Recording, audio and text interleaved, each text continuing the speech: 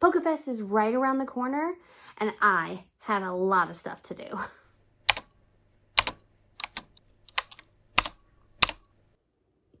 Welcome or welcome back to my channel. My name is Kelly. If you're new, I like to crochet plushies. On today's video, we are con prepping. I have Pokekon in the next week and a half. I've lost complete track of days as per usual because it's chaos over here and I'm just kind of crocheting between all the chaos. I need to make some more baby Pokemon. I need to make some more Pokeballs, and I need to finish my big Snorlax. So stick around and we'll try and get some stuff done. Okay guys, it's been a couple of days. I had a chance to make some things. I'll have to go back and see if I made all the things that I kind of listed off. I get very ADHD and I just kind of, I make a list and then I throw that list away. And then I make a list and I throw that list away. And it's a continuous cycle. I've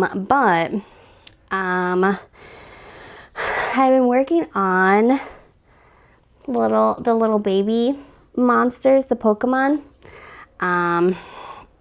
So I made a bunch of those and I'll show this to you. The other thing we need to do today, finish up today, is we need to tag them. And then it's just pack everything up and we're ready to go.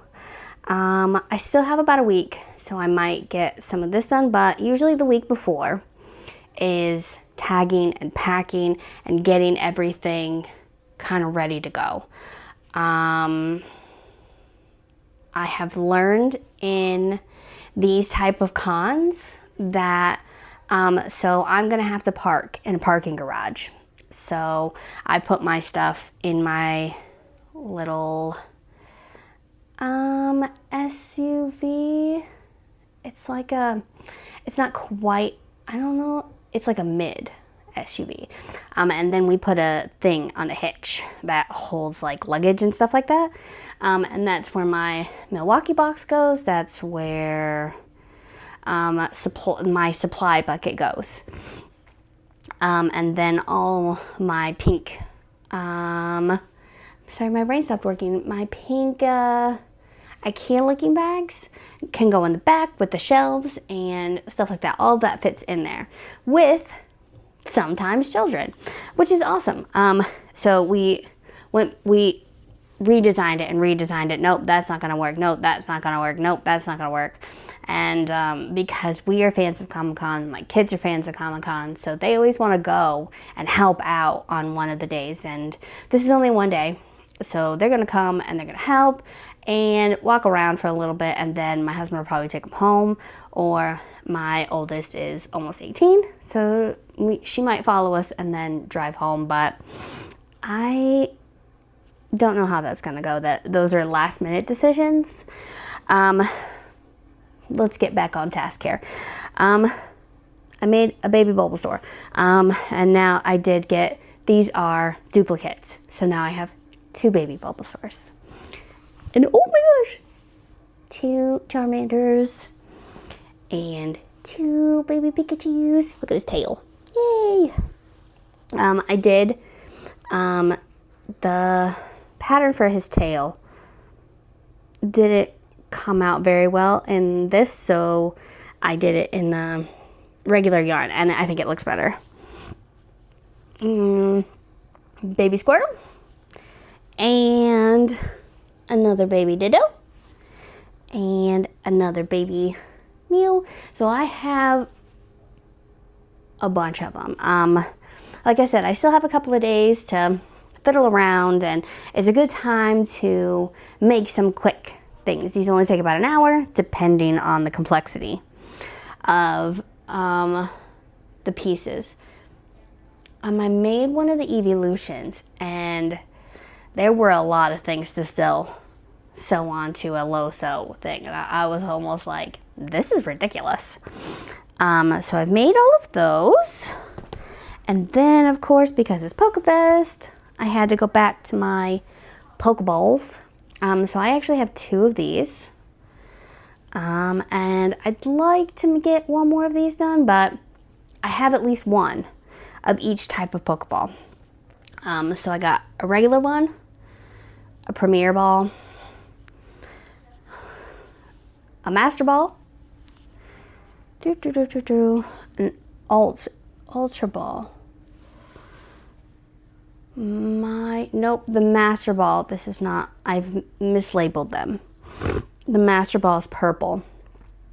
I do have a purple one, and it's not over here. That's lovely, isn't it? That would require some digging. However, I did make one in my, in time for my purple video. So if you really, really want to go and see that, it's in my purple video. But this one, I actually have 2 of these too, because it took some time to get the little hyper, because it can be called a hyper ball. That's what the kids tell me. So, and then I had to figure out the little stripes for that. This one, of course, is easy. It's like 2 colors. And I already had a pattern.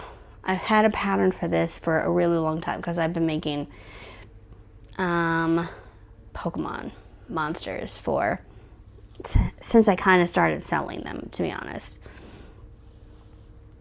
And then, so I make bigger. I think actually it was this one, this baby one, because you still have to sew on all of its little fins and things, and but I have to make sure that I have all of the evolutions because those are really popular. And my daughter draws stickers, and she has prints and keychains of all of them too.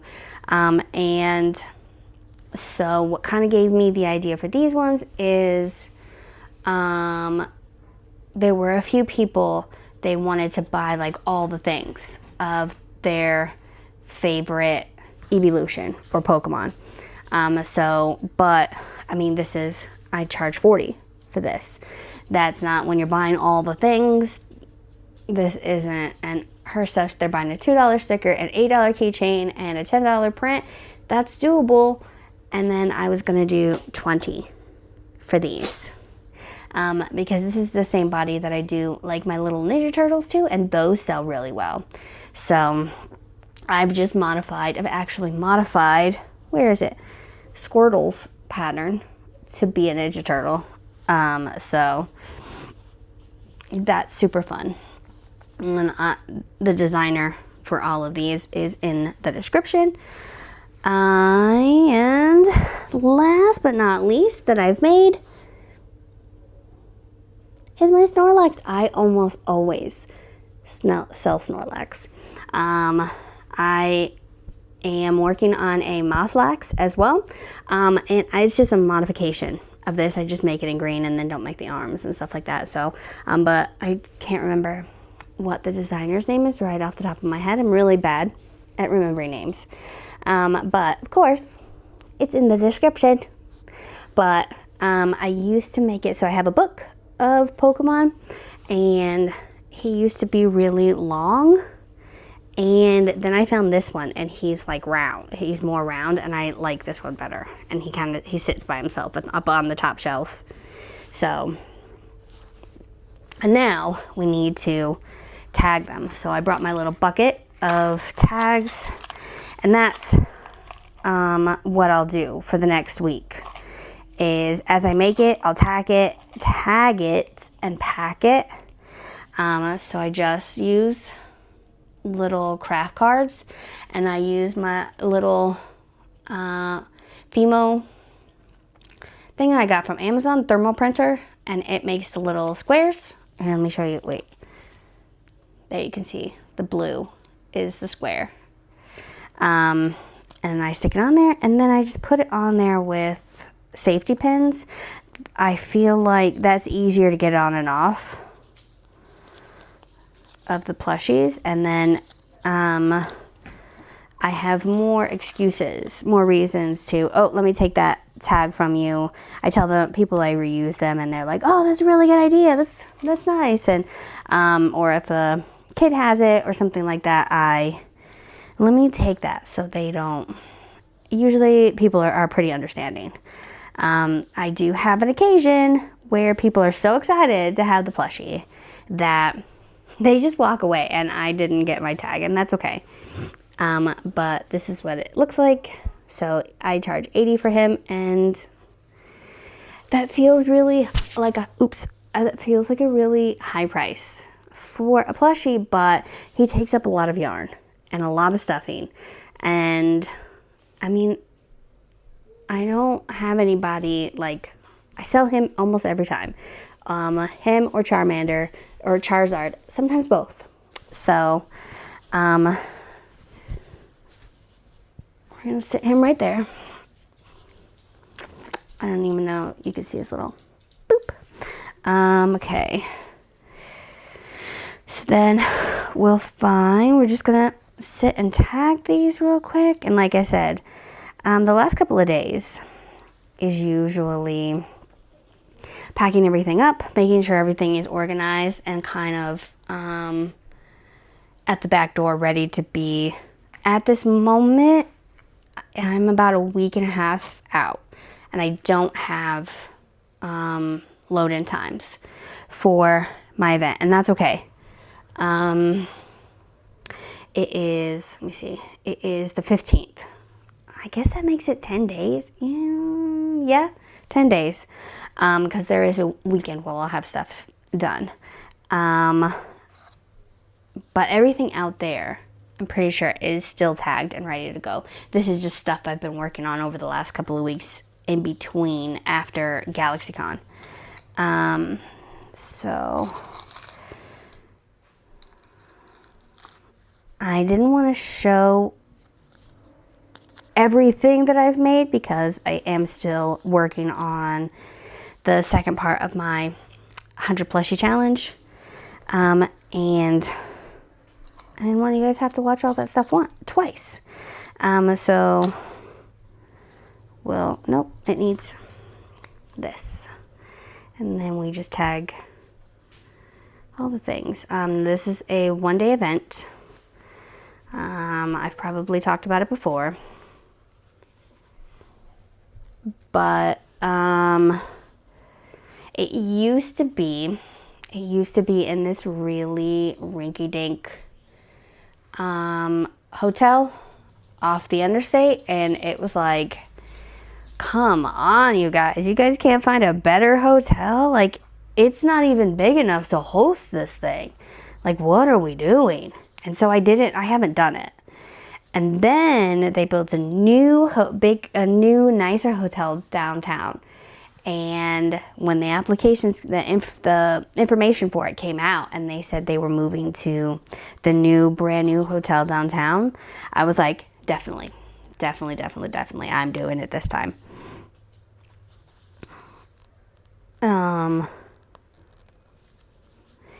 So, and bonus, this one is closer to my house than even the other one.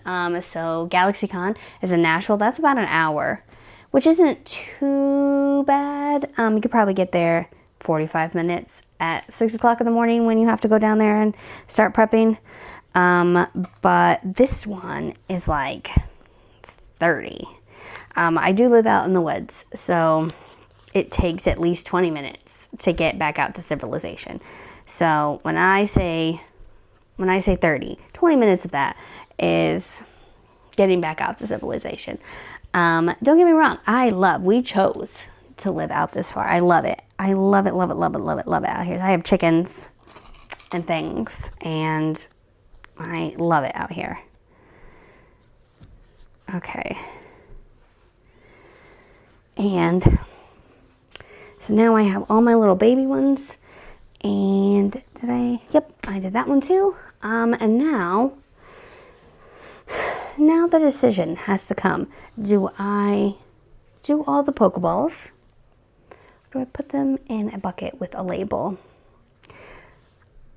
I think I'm gonna label them. I just need to find, so I'm gonna sell these ones for $15. That's what I sell the bees for. It's what I've kind of always sold the Pokeballs for. I don't really have a lot of things that are cheaper than that.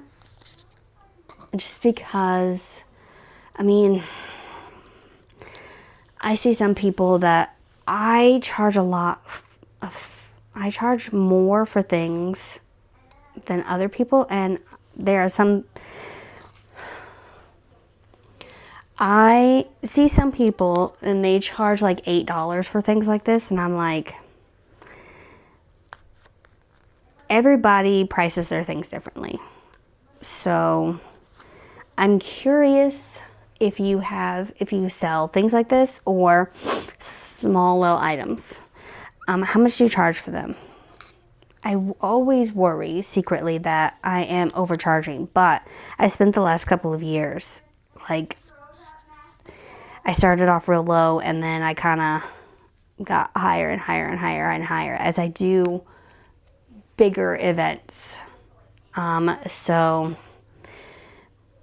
for a big event, even this event right, the one day, it's $125 for the table. So I have to be able to make enough money. So, but I do also roll my taxes into it. So when you come up to my booth, you're going to pay $15 instead of $12.75 or $13.75 or whatever. You know what I mean? So I'm rounding it up so the taxes are added. But also I like to keep it with a nice round numbers because, like, that's real easy. These are real easy to just pull out a 20 or $15, you know what I mean? Instead of $13.75. And the other thing, I don't want change. I don't want change at all. So